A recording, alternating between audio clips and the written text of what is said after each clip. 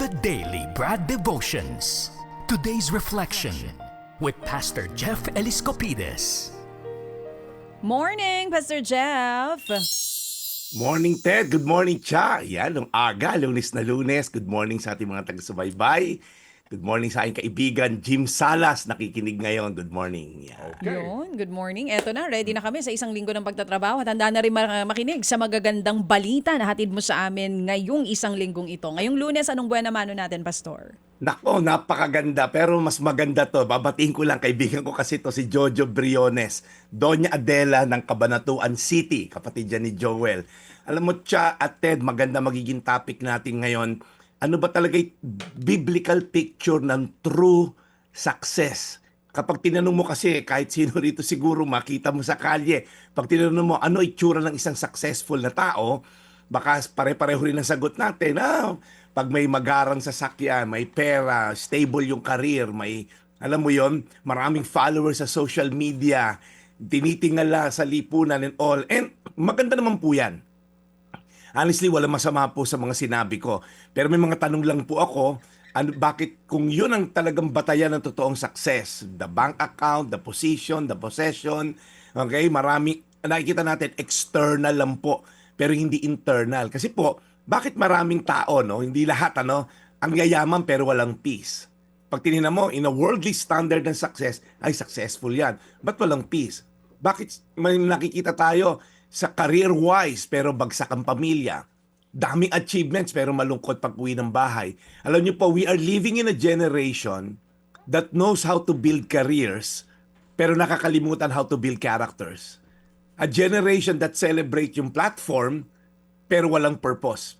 A generation obsessed with visibility but disconnected with God. Kaya po, gusto ko lang kayong encourage. Ano ba talaga yung biblical picture ng success? Baka kasi akyat tayo na akyat sa hagdan only to find out nakasandal pala yung hagdan sa maling pader. Sabi nga ni Stephen Covey, every step you take will get you to the wrong place faster. So now, paano tayo umakyat sa tamang hagdan? Alam niyo po ang kulang sa ating mga leaders ngayon at ito yung unang picture ng success.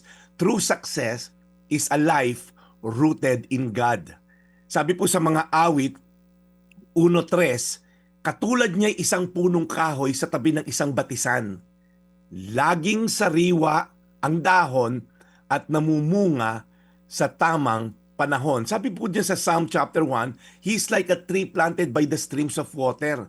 Okay? Lagi daw po siyang sariwa, hindi nangungulunto yung dahon, and then namumunga raw po sa takdang panahon. Alam niyo po, nung si Joshua inutusan ng Diyos na i-conquer ang Jericho, hindi siya inutusan na magpakadalubhasa ka, galingan mo. Hindi, ang utos sa kanya, mag-meditate ka sa salita ng Diyos day and night. So that you may be careful, sundin ang mga nakasulat diyan, and then success will come. So pag tinignan po natin, ang utos ng Diyos sa isang mandirigma na katulad ni Joshua, hindi ka mag-collect ng army, hindi mamili ng maraming kalasag o pana and all. Ang sabi, magbasa ka ng Biblia, araw at gabi, mag-meditate ka dyan, and then para matutunan mo, sundin ang nakasulat dyan, then you will be successful sa lahat ng gagawin mo. Kaya po, araw-araw na lang for 6 years, almost 6 years na ako dito, mula simula. Bakit salita ng Diyos? Kasi yan po ating kalasag dito sa laban at hamon ng buhay, sa mga temptasyon, sa mga bagay na dapat nating kalabanin, ang katuruan ng Diyos ang ating dapat maging sandalan. So tanungin mo yung sarili mo, ano ba talaga yung picture mo ng success? Akyat ka ba na akyat sa hagdan? Baka kasi hagdan na yan, nakasandal sa maling pader. Pag akyat mo, oops, mali pala itong naakyat ko, magiging wanted pala ako dito. Mali pala itong hagdan ko na to, nasisira pala pamilya ko. Kapag hindi kasi tayo naka-rooted kay God, ang success natin, mabubulok din, pansamantala lang, at hindi rin magtatagal. Kaya again, gusto ko kayo encourage. Sabi po sa Psalm, para kang ganitong klaseng puno. Lagi kang sariwa. Everything you do will prosper. Mga awit 1:3, katulad niya'y punong kahoy, sa tabi ng isang batisan, laging sariwa ang dahon at namumunga sa tamang panahon. Tayo po'y manalangin, Panginoon, sa mundo po na to na pinupush kami maging successful.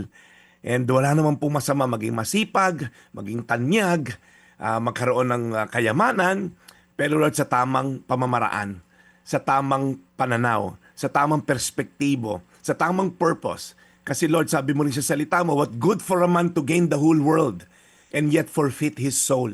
Na yumaman man kami ng sandamakbak na pera, pero kung mapupunta naman kami sa impyerno, wala ring kwenta. Kasi eternal damnation ang impyerno. Kaya Lord, pinadalangin namin, nililift up namin sa iyo mga leaders namin dito sa bansa. Mga successful namin sa pananaw ng tao, Lord. Lord, hipuin mo mga puso nila na magkaroon ng pagkakataong makilala ka, pagkaroon ng pagkakataong sundin ang mga katuruan mo para maintindihan nila ang true meaning ng success. So ngayong linggo na to, as we talk about success, biblical picture of success, help us, Lord, kaming mga sarili namin mag-reflect sa aming mga ginagawa. Sa pangalan ni Jesus. Amen. Amen. Panginoon, salamat po sa araw na ito, sa panibago pong araw at linggo ng pakikinig namin ng aral mula kay Brad Jeff. Alagaan niyo po siya sa kanyang ginagawang pagmimisyon sa aming himpilan at sa kanila pong simbahan. At muli, Panginoon, salamat po sa araw na ito at sa biyayang hatid ng linggong ito ng paggawa. In Jesus' name we pray. Amen. Amen. Thank you, Brad Jeff, muli sa iyong paalaala. Ang sa amin po na lamang, kayo na po ang bahala sa discernment dito po sa mga aral na Yes. ito na ating mapanood at napapakinggan. Okay, Brad, happy Monday and alam ko na day off mo ngayon. Ha? At alam ko rin ang iyong kahihinatnan today. Pinagandaan ko ng Brad Ted dahil umaraw ngayon eh. Hapon makulimlim eh. Oo nga. At sa lahat din po ng ating mga suki, ano po, na ito ang inaabangan, salamat po sa inyong lahat. Thank you. Okay, Brad, we'll see you again tomorrow. Yung pagiging eksperto ko sa paglalaba, salamat Joel at Lulu Briones, asawa mo, natutunan ko yan, paano magsampay ng tamang sampay. Pantay na pantay. Yan, para pantay din ang pagkakatuyo. Yan. Joel, thank you sa wisdom. Yan. Okay. Sige, Brad Ted, Okay. ako po'y magpapaalam na. Ito po ang inyong Daily Brad, your daily dose of inspiration. Thank you. Yan po si Brad Jeff Eliscopides. Mga kapatid, patuloy po kayong tumutok sa 105.9 True FM para sa totoong balita, impormasyon, music, and entertainment. Mag-subscribe sa aming YouTube channel at podcast at sundan nyo kami sa Facebook, Instagram, X at TikTok sa True Network PH. Bisitahin din po ang aming official website, truefm.ph. At panoorin din kami sa True TV Signal, Channel 19. Kami po ang 105.9 True FM. Laging true sa'yo, kapatid. Ito tayo.